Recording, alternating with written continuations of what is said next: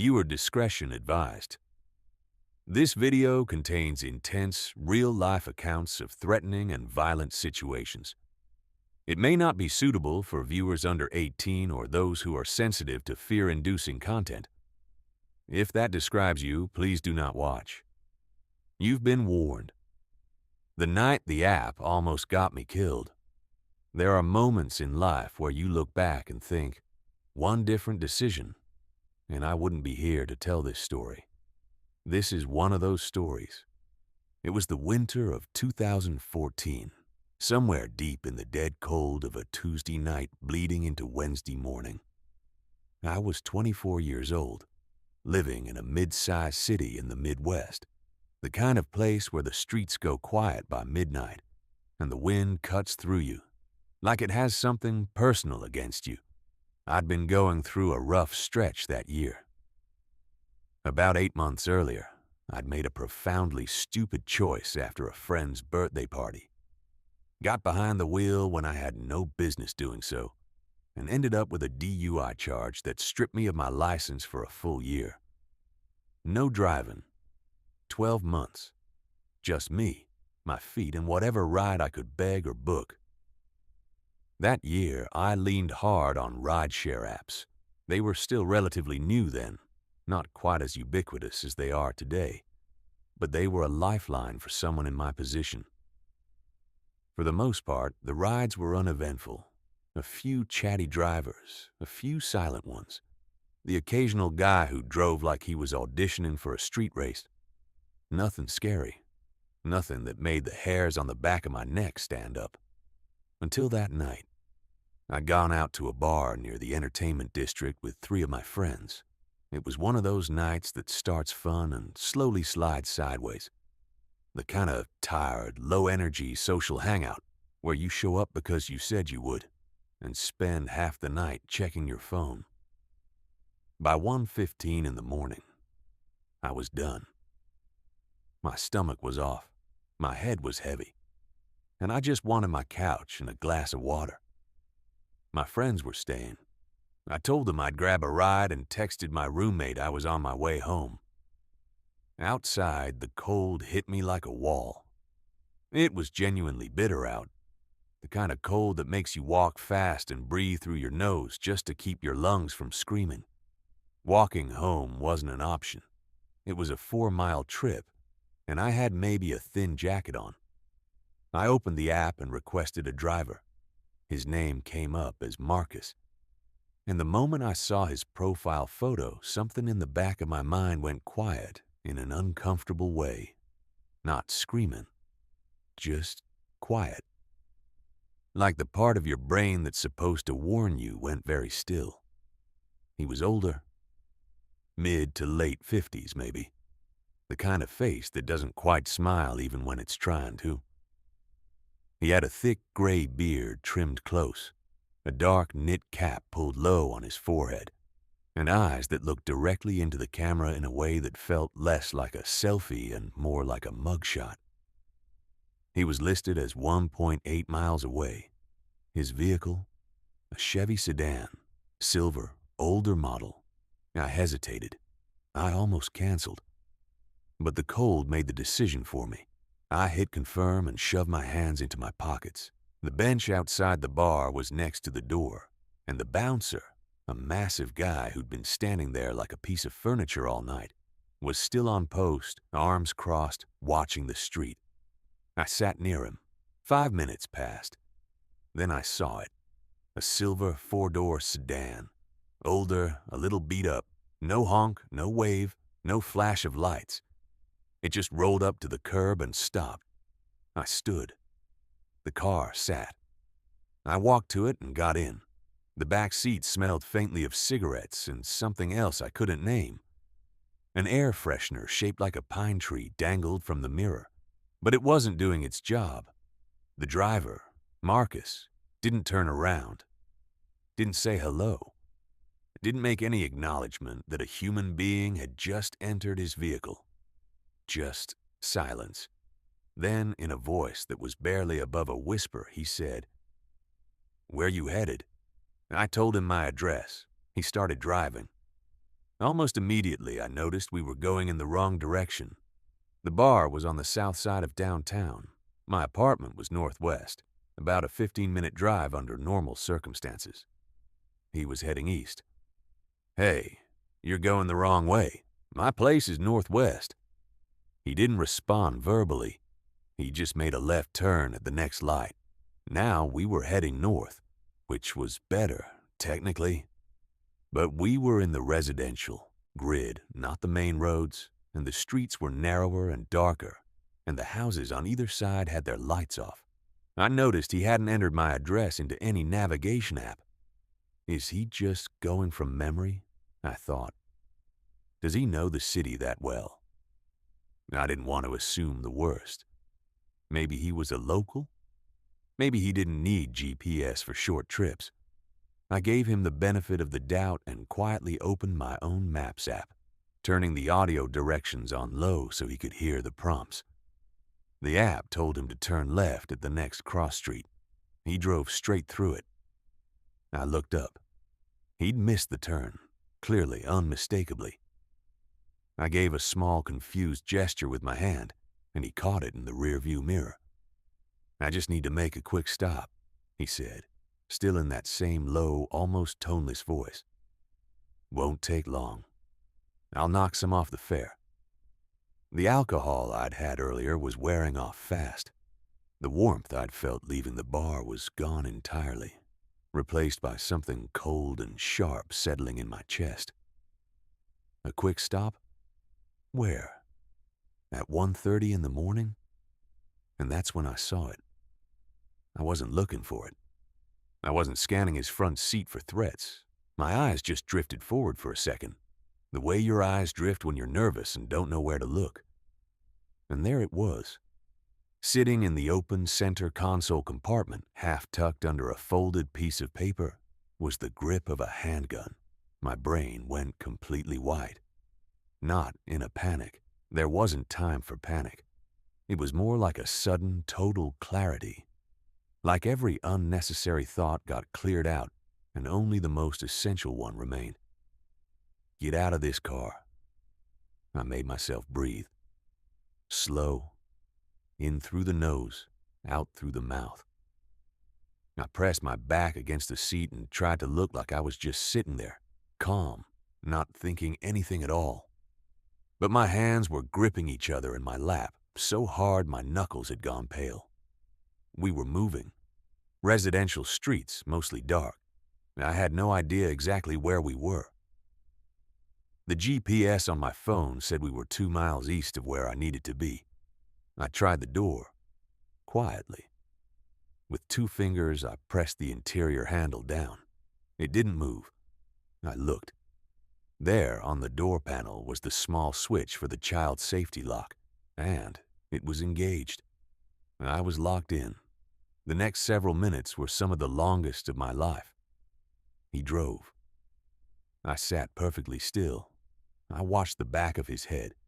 He hadn't spoken again, hadn't offered any further explanation for the stop or the wrong turns. The gun sat in the console. The child lock was on. And we were getting further and further from anything I recognized. I started doing the math. The only way out was through the front. The child lock switch for the rear doors is usually on the front door panel in the B-pillar area, the side panel near the driver's seat. To reach it, I would need to slide across the back seat, get directly behind him, and then reach up and forward to flip that switch, all without him noticing. It was insane. But it was the only option I could see. I waited. I watched his eyes in the rearview mirror. Every time his gaze drifted to the road, I moved an inch, 2 inches, sliding slowly across the bench seat toward the driver's side. It took what felt like forever. My body was screaming. My heart was somewhere near my throat. But he didn't notice. Or if he did, he didn't react. Now I was directly behind him, close enough to smell the stale smoke in his jacket, close enough to see the gray at the back of his neck. The gun was 18 inches away from me, maybe less. I looked ahead. A red light was coming up. A busy intersection, or what would be busy during daylight. At this hour, it was empty except for one other vehicle stopped at the crossing signal on the opposite side. A large SUV, dark-colored, engine idling. This is it, I thought. This is the window. The car slowed, braked, stopped. The light was red. I had maybe 20 seconds before it would go green. I reached forward, slowly, and found the child lock switch with my fingers. He felt it. Maybe he heard the click. Maybe he saw my arm in his peripheral vision. Whatever it was, his reaction was instantaneous.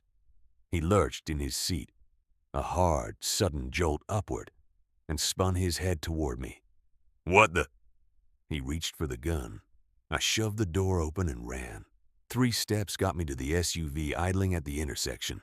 I slapped both palms against the passenger window and looked in at a middle-aged woman behind the wheel, eyes wide, staring at me.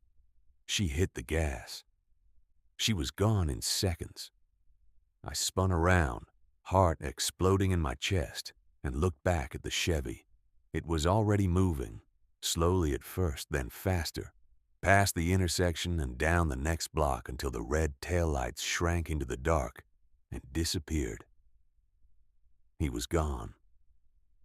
I stood at the corner of a street I didn't recognize, in a neighborhood I didn't know, at almost 2 in the morning, in the freezing cold, with my phone in my hand and my legs barely holding me up. I started walking.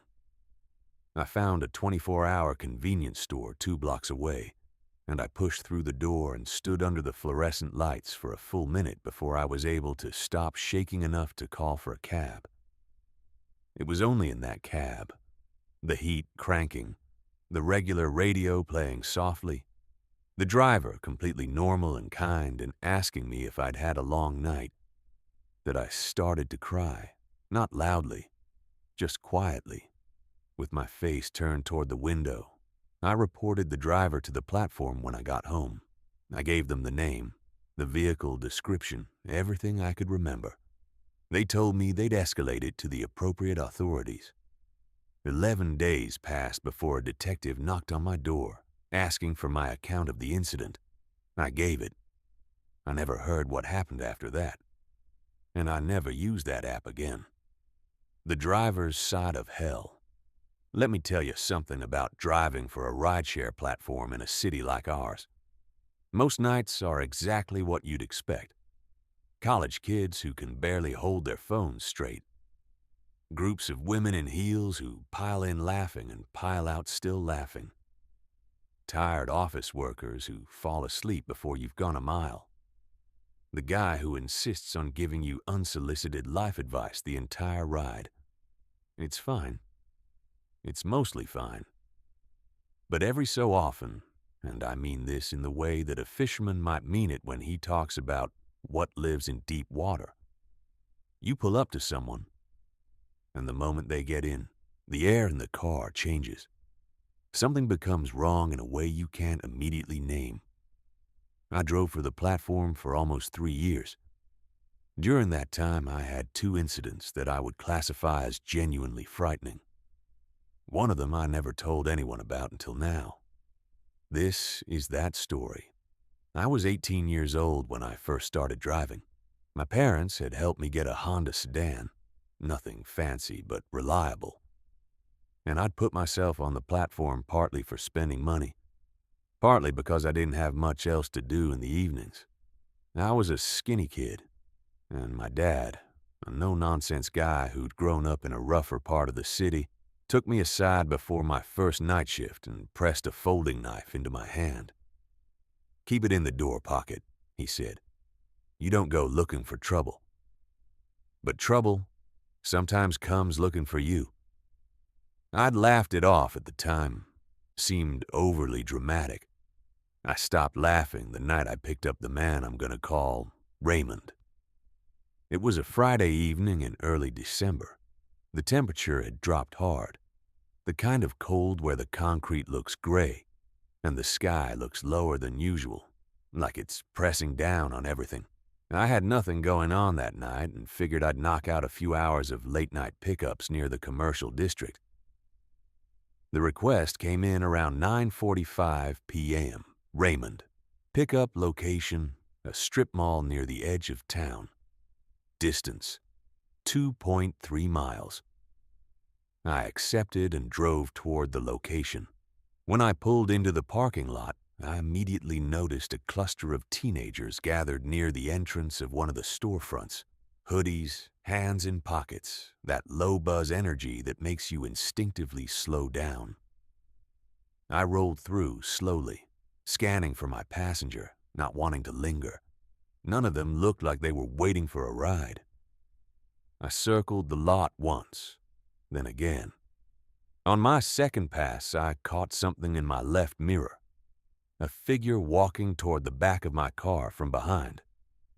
Coming from the far end of the lot. Not running, not flagging me down. Just walking deliberately in my direction. I rolled down my window. "Raymond?" The man stopped about 10 feet from the car. He didn't answer right away. Just looked at me for a moment. "Raymond?" I said again. Nothing. "Hey, are you Raymond?"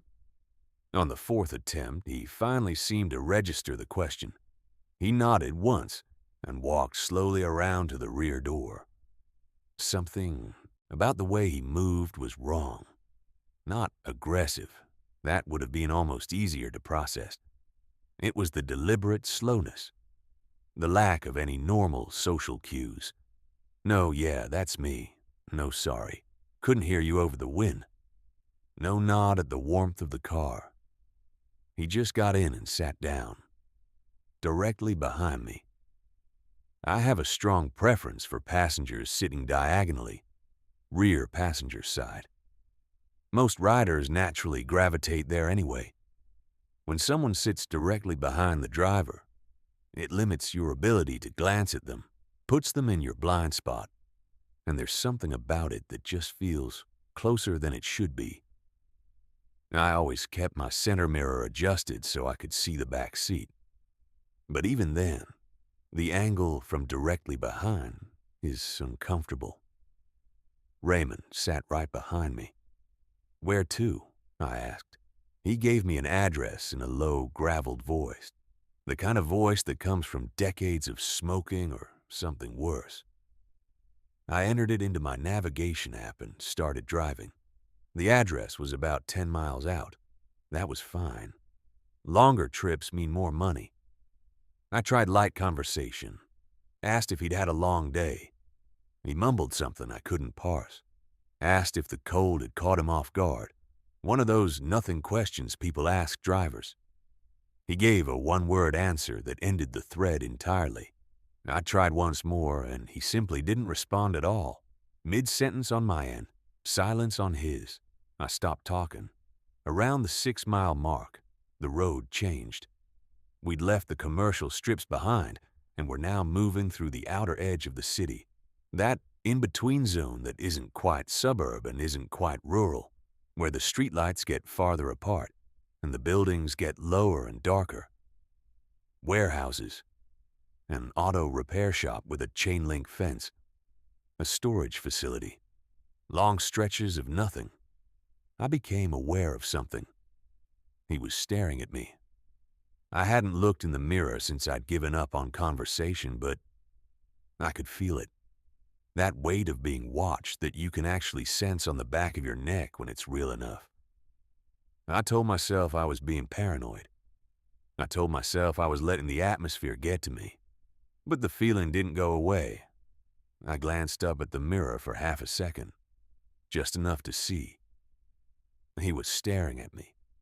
Not at his phone, not out the window, not spacing out at the headrest in front of him. At me. Directly at me. His face was completely expressionless. My foot pressed a little harder on the gas without me consciously telling it to. At the 8-mile mark, I dragged the map forward on my phone screen to preview where we were actually headed. The address resolved to a street I didn't recognize. I followed it on the map to its termination point. Dead end. The street dead-ended at a tree line. No houses, no buildings, no indication of anything residential at the terminus at all. My stomach dropped. "Hey, is the address you gave me your house?" I asked. Silence. 5 seconds passed. 6, 7. I was already drafting a plan in my head. What I'd say, how I'd phrase the refusal, whether I'd pull over now or wait for a better, yes. One word. Flat. After a full silence that had lasted long enough to be an answer itself. Less than a mile to the address now. The road was getting darker. The trees on both sides were close. The occasional light from a distant structure was the only proof that other people existed in this world. I slowed. I let the turn for his street come up on my right. I could see it, a dark break in the tree line. And I kept going, just slightly, like I'd misjudged the distance and gone a few feet too far. He knew immediately. Before I'd even stopped or started to correct, he lurched forward in his seat, close enough that I could feel the shift in air. And his voice came hard and fast out of nowhere. "Turn around. Right there. You passed it." My heart rate doubled in an instant. I apologized. I said I'd missed the turn. Totally my fault. Fixing it now. I did a 3-point turn on the dark road and brought the nose back around toward the dead-end street. And as I was completing that turn, I reached my right hand into the pocket on the inside of my door panel and found the knife. My dad's knife. I didn't open it yet. I just found it. The weight of it in my palm did something useful for my nerves. I turned onto the dead-end street. My headlights swept the road in front of me and showed exactly what I'd feared. Nothing.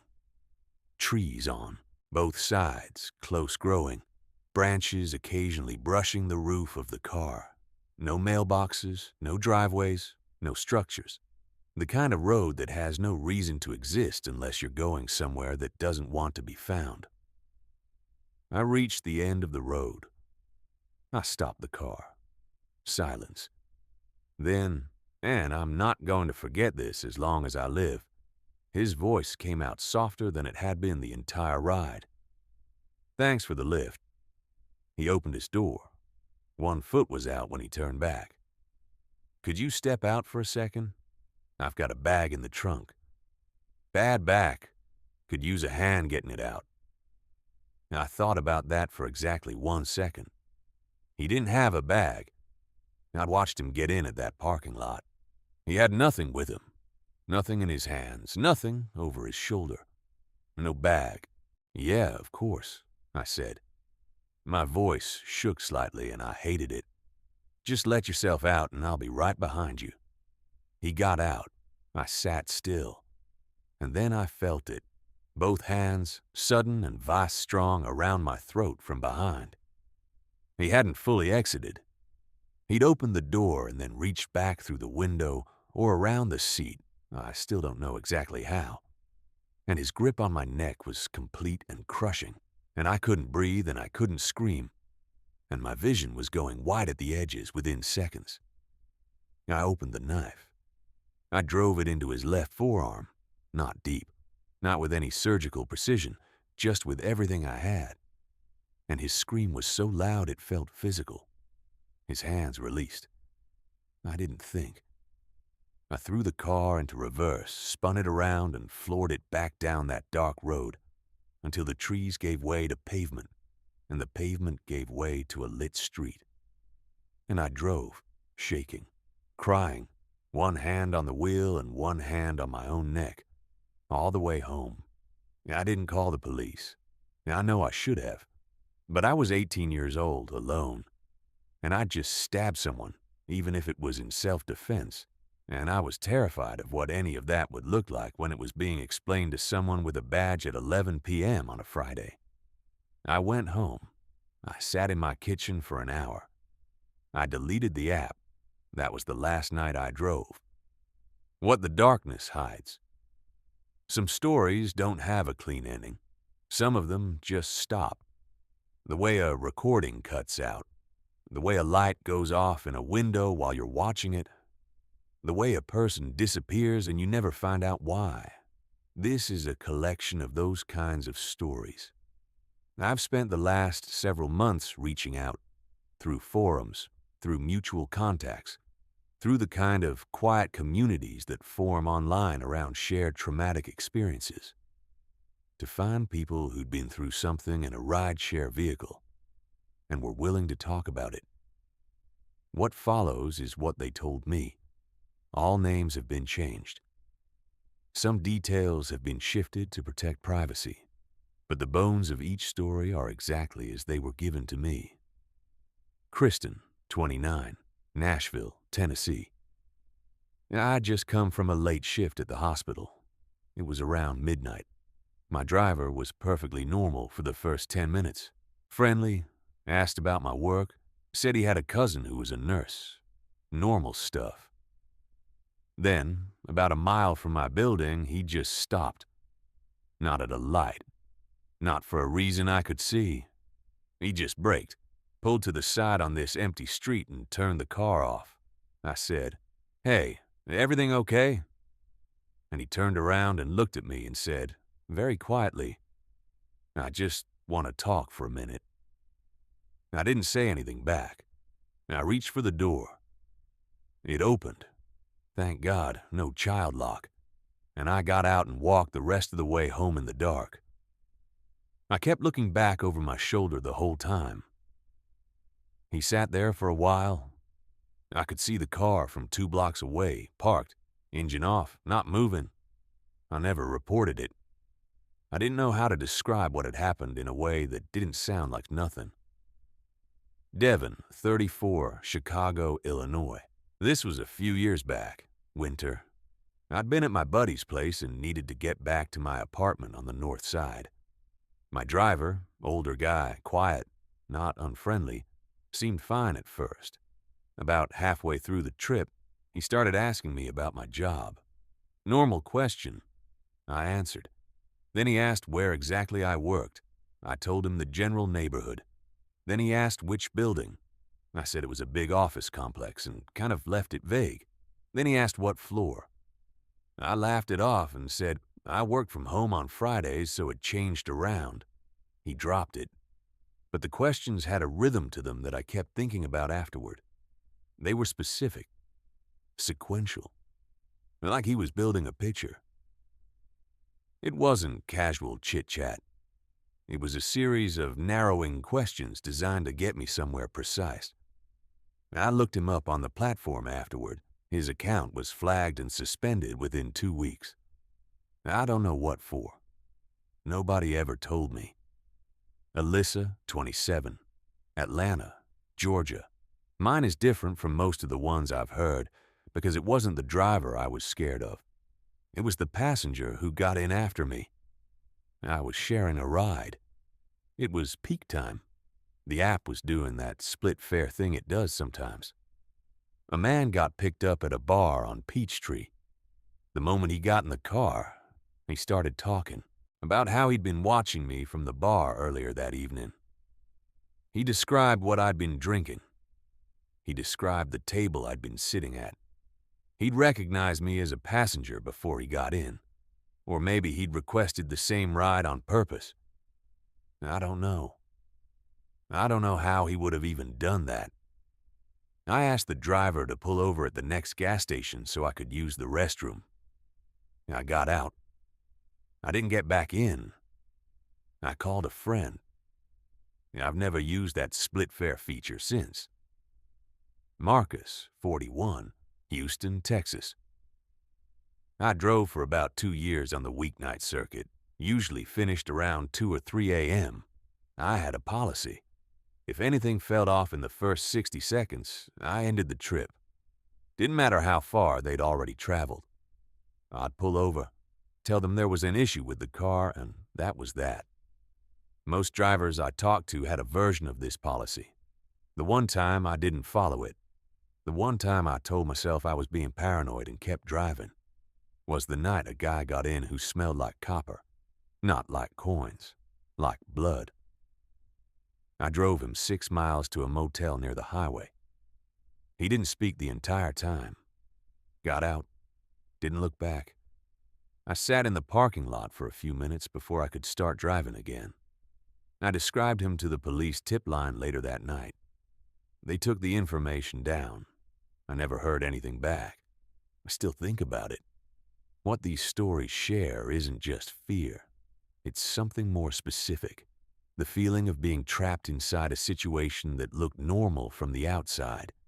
That's the particular horror of the rideshare experience when it goes wrong. You're in a car, on a road, in motion. From any angle outside the window, it looks like thousands of other cars on thousands of other roads. No alarm goes off.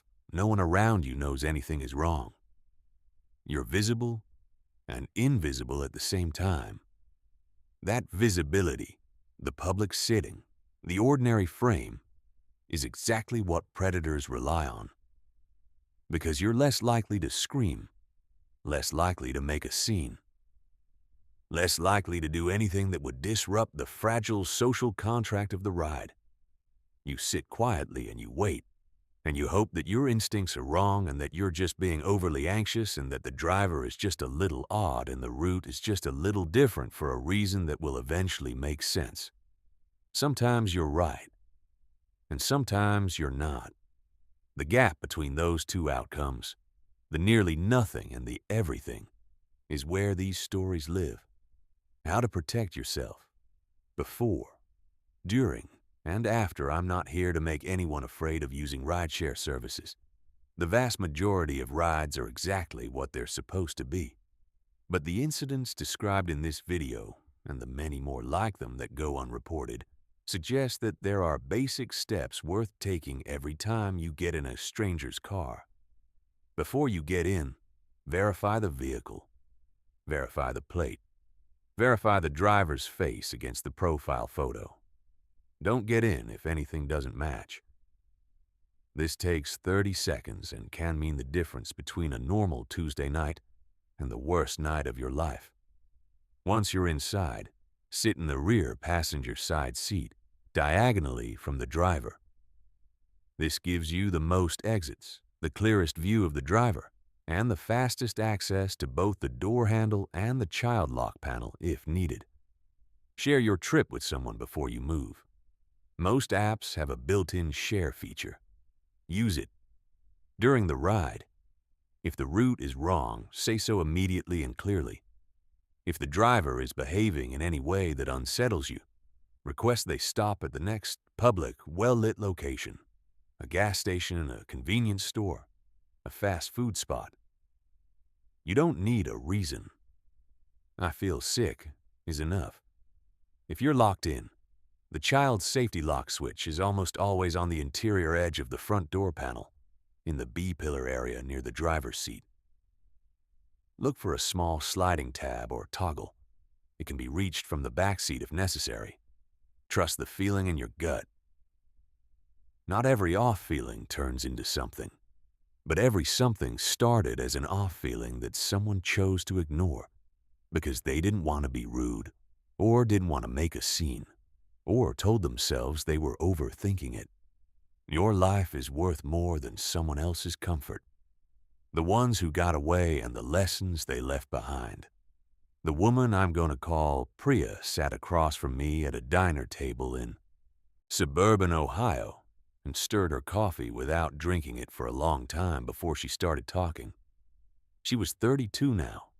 What had happened to her was 4 years ago. She spoke in the calm, measured way of someone who has told a story enough times in therapy that it no longer unravels her to say it out loud, but whose hands, I noticed, stayed flat on the table the entire time, like she needed to feel the surface.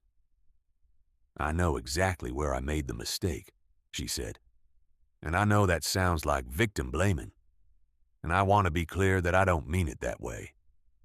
I just mean, there was a moment, and I felt it, and I ignored it anyway.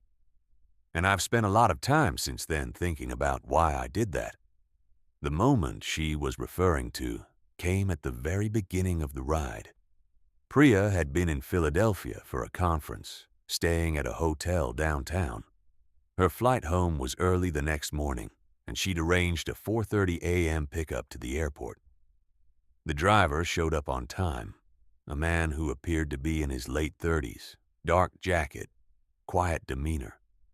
He looked normal enough. But when I got in and said good morning, he didn't respond. Not even a look. Like I hadn't spoken. And I thought, okay, some drivers don't talk, that's fine. I'm tired anyway. But then I gave him the terminal name for my airline and he said, I know, before I'd finished the sentence, which means he'd already looked up my flight. He knew my destination before I told him. That was the thing I should have gotten out for. I didn't. The ride proceeded normally for the first 20 minutes. She dozed lightly against the window. At some point, she became aware that the car had stopped. Not at a traffic light, not at the terminal drop-off, somewhere in between. She opened her eyes. They were pulled over on a service road that ran alongside the highway. She could see the main road through the fence to her right. Headlights streaming past in the early dark. The driver had the car in park. The engine was running. He was sitting very still. I said, "Why are we stopped?" He didn't answer. I said it again. Nothing. I looked out the window. I was trying to figure out where exactly we were, whether I was close enough to the highway that if I got out and ran, I'd be visible to traffic. I decided I was. I opened the door. It opened, thank God. And I got out onto the service road with my carry-on. I started walking toward the fence, toward the main road. He called after me, not in a scary way, almost like I was overreacting. This very calm voice saying, "Ma'am, we're almost there." But I kept walking. I found a break in the fence about 100 yards down. I got through it and onto the shoulder of the highway, and I walked until a semi pulled over and the driver let me use his phone to call the airport shuttle service. I made my flight. By 11 minutes. I filed a report when I landed. My account showed the trip had ended prematurely. I'd physically terminated it by leaving. The platform refunded my fare. I never heard whether the driver was disciplined or removed or investigated. She picked up her coffee, set it back down. The thing that stayed with me the longest wasn't the fear. It was the voice. How calm he was. That, "Ma'am, we're almost there." The way it was designed to make me feel like I was being irrational. And for a split second, it worked. For a split second, I almost turned around. That split second scares me more than anything else about that night. There's a pattern in all of these stories once you start looking for it. It isn't random. It isn't chaotic. The encounters that cross the line from unsettling into dangerous share a specific architecture. First, the normalization phase. The driver behaves just normally enough for just long enough to establish a baseline that makes the later deviation harder to act on. Your brain is trying to reconcile what you expected with what you're experiencing. That reconciliation takes time. Predators understand this instinctively. Second, the isolation maneuver. Wrong turns, unusual routes, side streets, dead ends. The common thread isn't the direction, it's the destination. Somewhere without witnesses. Third, the compliance leverage. A voice kept deliberately calm. A half-reasonable explanation. I just need to make a stop. I just have a bad back. We're almost there. These phrases are engineered to trigger your social training, to make you question your instincts rather than act on them. And finally, the window. There is almost always a window, a moment when action is possible. A red light, an open door, a broken grip. The people in these stories who got out alive found that window. Some of them were lucky. Some of them were prepared. Most were some combination of both. The man I'm going to call Derek drove for a rideshare platform for 4 years across 3 different cities. He reached out to me after seeing an earlier version of this project, saying he had something to add from the driver's perspective. We talked for almost 2 hours. People think drivers are the threat, he said. And sometimes, yeah. But I want to tell you what it's like being a driver when something goes wrong. I picked up a guy once outside a casino at about 1 in the morning. Big guy, well-dressed, smelled like good whiskey. Normal enough start. We were maybe 3 miles into the ride when he leaned forward and put his hand on my shoulder from the back seat. I told him to remove his hand. He didn't. I pulled over. Told him the ride was over. He argued for about 30 seconds. Something about how he'd paid for a full ride. Something about how he was going to leave me a bad review. And then he got out and slammed the door hard enough to rattle the windows. I sat there for 10 minutes before I could calm down enough to drive again. Then there was the woman who kept asking me to change the route every few minutes. Different streets, different directions in circles for about 20 minutes. Until I realized she was trying to get me somewhere specific. When I asked what was going on, she broke down, crying. Said she'd had a fight with her boyfriend and was too scared to go home but didn't know where else to go. I drove her to a women's shelter. I tell you these 2 stories because I want you to understand something. The road is full of people in crisis, and some of them are a danger to others, and some of them are just terrified. And sometimes you can't tell the difference until you're already past the point where the easy options were available. That's true for drivers. It's true for passengers. It's true for everyone moving through the night in a car with a stranger. The only protection any of us has is paying attention. I want to end with something that might seem small. When Priya finished her coffee and gathered her things to leave, I asked her if she still used rideshare apps. She paused at that. Thought about it seriously. The way she seemed to think about everything. I do, she said. But I don't get in the car the way I used to. I look at the plate. I look at the driver's face. I look at the vehicle and make sure it matches. I check that the locks work. I share my trip every time. I sit in the same seat every time. I have my phone out and unlocked. And if something feels wrong, in the first 30 seconds, before I've even told myself a reason why, I get back out. I've done that twice since Philadelphia. Both times were probably nothing. But both times I slept fine that night.